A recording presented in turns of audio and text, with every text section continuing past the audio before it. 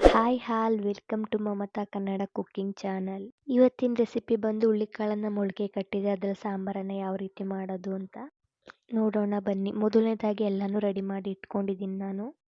1 cup ತೆಂಗಿನ ತುರಿ, 1 cup mutton sambar ಪುಡಿ, ಬದನೆಕಾಯಿ 1 2 3, ಕರಿಬೇವಿನ ಸೊಪ್ಪು 2 ಈರುಳ್ಳಿ, 2 ಟೊಮೊಟೊ, ಒಗ್ಗರಣೆಗೆ ಎಣ್ಣೆ, 3 ಎಸ್ಳು ಬೆಳ್ಳುಳ್ಳಿ, ಚಕ್ಕೆ ಲವಂಗ, ಒಂದು ಚೂರು ಸ್ವಲ್ಪ ಶುಂಠಿ, ಒಂದು ಆಲೂಗೆಡ್ಡೆ ಬೇಕಾದ್ರೆ ನೀವು ಸ್ಕಿಪ್ ಮಾಡ್ಕೊಳ್ಳಿ, ಮತ್ತು ರುಚಿಗೆ ತಕ್ಕಷ್ಟು ಉಪ್ಪು, ಪುದೀನ ಕೊತ್ತಂಬರಿ ಸೊಪ್ಪು, ಸುನಾಮಿಕಾಯಿ, ಮೊಳಕೆ ಕಟ್ಟಿರೋ ಕಾಯಿ. ಈ ಸುನಾಮಿಕಾಯಿನ ನಾವು ಗದ್ದೆಯಲ್ಲಿ ಬೆಳೆದಿರೋದು.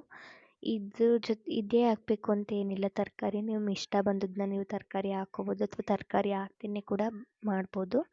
ಸಿಪ್ಪೆ ತೆಗೆದು ಒಳಗಡೆ ಇರೋ ಬೀಜ ತೆಗಿಬೇಕಿಲ್ಲ, ಕಹಿ ಬರುತ್ತೆ. ಅದನ್ನು ವಾಶ್ ಮಾಡಿ ಸಪ್ರೇಟ್ ಎತ್ತಿಕೊಂಡಿದ್ದೀನಿ ನಾನು.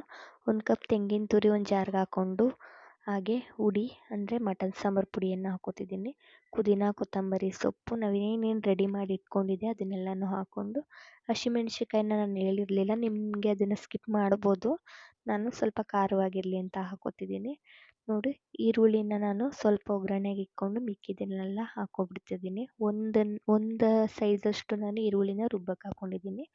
ಟೊಮೊಟೊ ಎಲ್ಲನೂ ಹಾಕ್ಕೊಂಡು ನಾನು ಸ್ವಲ್ಪ ನೀರು ಹಾಕ್ಕೊಂಡು ಗ್ರೈಂಡ್ ಮಾಡ್ಕೊಂಡು ಬರ್ತೀನಿ. ಈಗ ನೋಡಿ, ಸಾಫ್ಟಾಗಿ ರುಬ್ಕೊಳ್ಳಿ, ಆದಷ್ಟು ಈ ಥರ ರುಬ್ಕೊಳ್ಳಿ. ನೆಕ್ಸ್ಟ್ ನಾನು ಕುಕ್ಕರಲ್ಲೇ ಮಾಡೋದ್ರಿಂದ ನಾನು ಸ್ಟವ್ ಹಚ್ಚಿ ಕುಕ್ಕರನ್ನು ಇಡ್ತೀನಿ.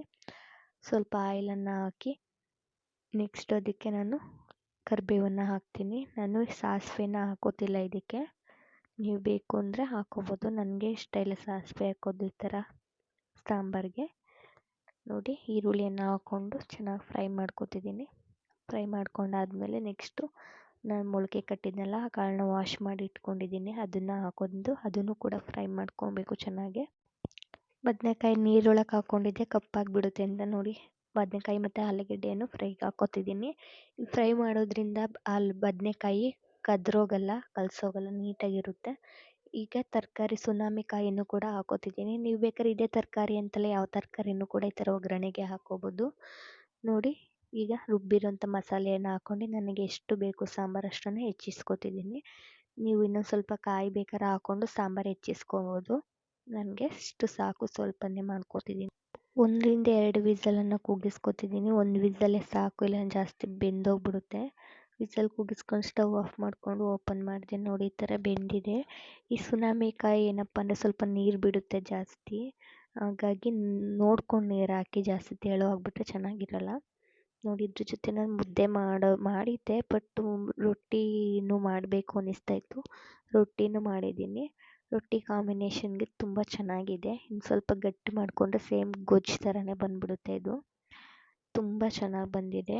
ನಿಮ್ಗೆ ಏನಾದ್ರು ಈ ರೊಟ್ಟಿ ಮತ್ತು ಮಟನ್ ಸಾಂಬಾರು ಪುಡಿ ಲಿಂಕ್ ಏನಾರು ಬೇಕು ಅಂದರೆ ಕೆಳಗಡೆ ಡಿಸ್ಕ್ರಿಪ್ಷನಲ್ಲಿ ಹಾಕಿರ್ತೀನಿ, ಮೇಲೆ ಟ್ಯಾಗು ಕೂಡ ಮಾಡಿರ್ತೀನಿ, ಹೋಗಿ ಚೆಕ್ ಮಾಡಿ.